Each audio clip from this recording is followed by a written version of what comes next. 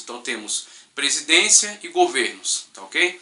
Então temos país, estados, municípios, bairros. Né? Vemos aí uma divisão, uma unidade maior, que é o país, uma subdivisão do país em estados, outra subdivisão menor dos estados em municípios, e assim dentro dos municípios há as famílias, né, os indivíduos, os bairros, tá ok? Então vemos aí essas subdivisões são formas de facilitar a administração, né, formas de facilitar o governo. E aí só que vemos, dentro de um país moderno, a organização central goza de alguma autoridade, de alguma força maior, né, goza de alguma um poder de intervenção. Dependendo do país e da constituição desse país, esse poder é maior ou menor. Alguns países são mais centralizados, outros são mais descentralizados. Por mais centralizada, esse poder central tem mais interferência, intervém mais dentro da situação, do quadro geral das tomadas de decisões desse país. No caso de Israel, temos uma situação descentralizada nesse período dos juízes.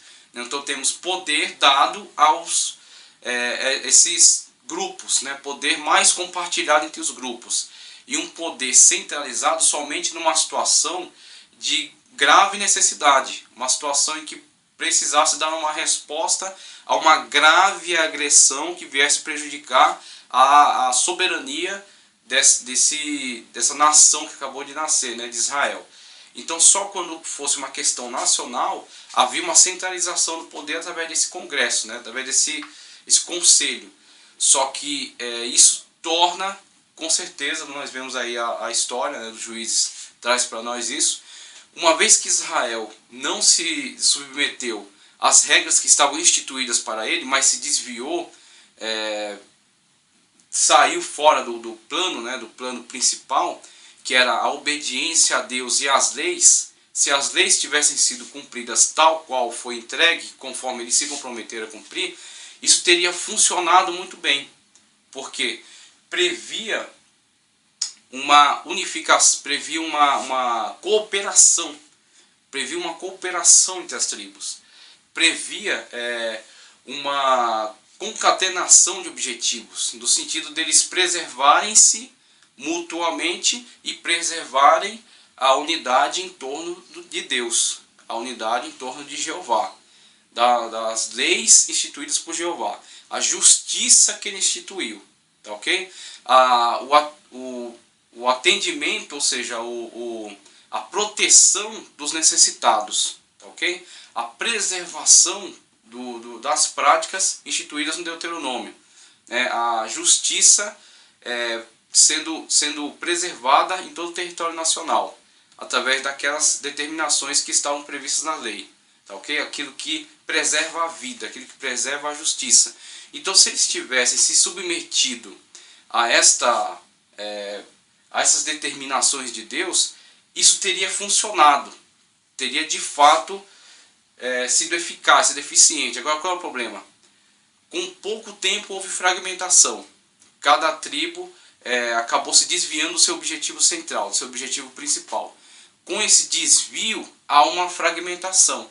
Não há mais essa cooperação nacional. Quando não há essa cooperação, enfraquecimento. Então, se a tribo de Dan descamba para a idolatria e começa a adotar práticas próximas aos povos desta região, a tribo de Dan não é mais uma cooperadora da unidade nacional. Ela enfraquece as demais tribos que já estão sendo assediadas por outros povos, já estão sendo guerreadas, combatidas por outros povos. E com essa descentralização e com essa traição dos objetivos centrais, né, da unidade nacional, o enfraquecimento do sistema, a ineficácia dele e a destruição. Por isso que foi necessário vir a monarquia. Mesmo que o texto, em alguns momentos, pareça até de aparecer, pelo menos no primeiro momento, que Deus escolheu a monarquia em algum momento da história, e que ela estava inclusive prevista no Deuteronômio, ela é na verdade consequência natural da sabedoria de Deus, da onisciência de Deus em relação à ineficiência do povo em relação à obediência das leis. Então, se houvesse por parte do povo uma sincera obediência àquilo que foi determinado e foi aceito, o compromisso que foi firmado, haveria a eficiência do sistema e o funcionamento dele. Mas uma vez que o povo traiu, né, uma vez que o povo não cumpriu o seu compromisso, né, caiu da sua situação, da sua aliança, houve então todo o desmantelamento desse sistema. Todo o desmantelamento desse sistema que estava previsto em Juízes. Então nós vemos em Juízes que o que torna ineficaz, torna ineficiente esse sistema é exatamente o fato de algumas pessoas terem abandonado o seu compromisso, o compromisso com Deus. Então o juiz quem é? O juiz é o Shafato, tá certo? O juiz é o Shafato. A tribo é o que é chamado Shebet. Então essa é a tribo. E o juiz é o Shafato, pessoas carismáticas que são levantadas dentro de cada tribo para trazer uma solução principalmente local, mas em alguns momentos de ordem mais regional e até nacional, tá ok? Então dentro dos juízes podemos trazer alguns nomes importantes aqui, juízes maiores e juízes menores. Dentre os maiores temos Otniel, Eude, Débora, Baraque, Gideão, Jefté, Sansão e Samuel, tá? Que encerra o período dos juízes e é aquele que participa da transição para o período da monarquia. Ele participa da transição para o período da monarquia. E aí dentre os juízes menores temos Sangar, Tola, Jair, Ibsã, Elon, Abdon, Joel e Abdias. Então alguns nomes dentre os juízes que governaram durante esse período e que participaram desse processo gradativo de libertação da terra daqueles antigos povos que ali habitavam e de tentativa de estabelecimento do sistema, do funcionamento do sistema. Agora, como não há um compromisso coletivo assumido, ou pelo menos o compromisso assumido não foi cumprido, não foi respeitado, há necessidade de levantamento do juízo de uma região, a libertação da dominação periódica de um povo, mas logo após a libertação, 40, 50 anos de paz, em seguida, novamente, uma traição, uma associação com deuses estranhos, a dominação de um outro povo e um outro juiz levantado numa região. E esses juízes, inclusive, alguns julgaram simultaneamente ao outro. Teve períodos de juízes aí que estavam julgando a terra de Israel simultaneamente. Então nós vemos aí esse período dos juízes estabelecido e vemos aqui, por exemplo, nesse mapa que eu estou mostrando aqui, os locais em que esses juízes atuaram, tá certo? Os locais em que esses juízes atuaram. Então temos, por exemplo, aqui, né, o juiz Tola exercendo aqui a sua atuação em Issacar, Jair e Jefté em Gileade, temos Abdon, tá, nesta região aqui, temos outro juiz, Débora, aqui na região de Betel, tá certo? Sansão em Zorá, Ibsã em Belém, tá certo? Otniel em Hebron, tá ok? Tomou a cidade de Hebron e ganhou a mão da filha de Caleb, ao realizar esse ato de bravura. Então temos aí o território de Israel sendo defendido das invasões, sendo defendido das agressões de povos que estavam tentando retomar o poder e os juízes que foram sendo levantados para julgar o povo, ou seja, eles não eram um governante estabelecido com um mandato. Eles foram pessoas que diante da necessidade foram levantados, foram escolhidos, e Deus-se diz poder, Deus-se diz autoridade periódica para a resolução desta situação em específico. Então há um problema que surgiu e esse problema específico será resolvido através da intervenção de Deus por meio de um juiz.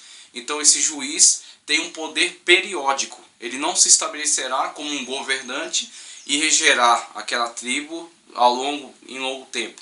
Ele foi uma pessoa alçada ao poder para a resolução desse problema específico por qual passa aquela tribo ou aquele conjunto de tribos. Então, estes são os juízes. E o que acontece? O motivo da escolha do novo regime, nós vemos aí, como já estávamos discutindo, é exatamente a situação fragmentária desta organização devido à falta de comprometimento daqueles que estavam envolvidos nessa aliança.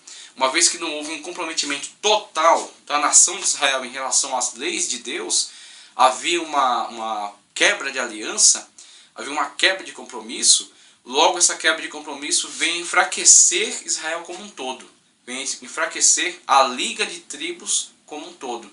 E a partir do enfraquecimento dessa liga, torna-se difícil oferecer resistência à agressão de grandes povos que estavam se desenvolvendo em volta e que estavam ameaçando tomar o território de Israel.